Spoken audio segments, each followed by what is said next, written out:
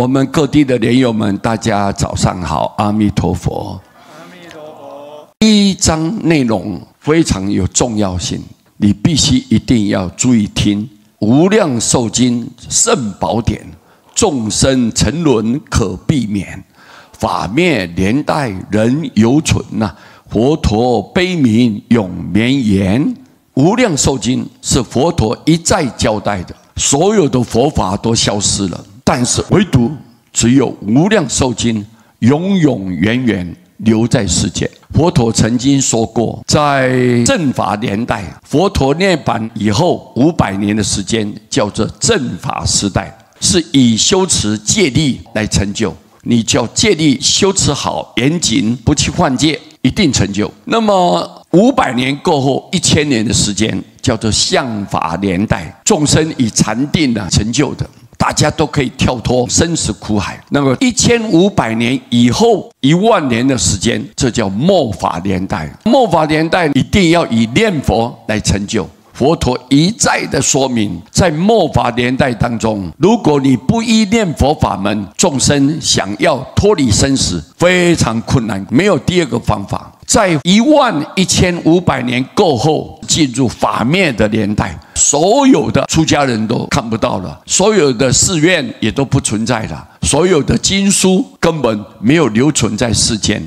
这个时候只有一本书，就是《无量寿经》，永久的给众生做一个依靠。这个《无量寿经》里面讲什么？就介绍你一定要念佛啊！阿弥陀佛的48大愿呐，你只要顺他的愿，念他的名号，阿弥陀佛就救度你。那个时候我们的众生业障很重啊，身高不到1尺啊，寿命不到10岁啊，每一个人都是造罪造业啊！哎呀，实在是很悲惨，很可怜啊。没有东西吃，饥饿灾、水灾、火灾、瘟疫、传染病，那个年代到处都是充满这种情况下，但只要你肯念佛，佛照样救度他们。所以无量寿经圣宝典是一个非常神圣的，是我们众生可以依靠的宝贝一种圣典。众生沉沦可避免啊，众生依照这个经典，你就可以避免，不要再堕落沉沦下去，不要再受苦了，不要再恶道这么折磨。你只要依照这个经典里面所记载，提醒你、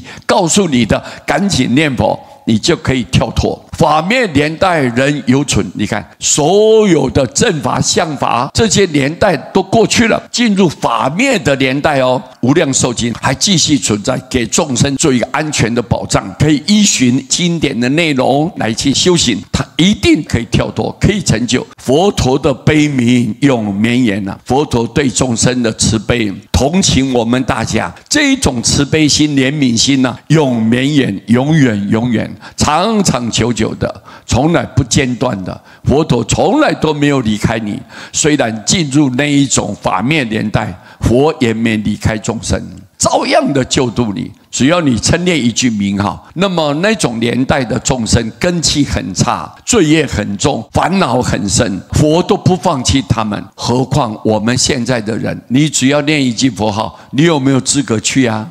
你有没有条件去啊？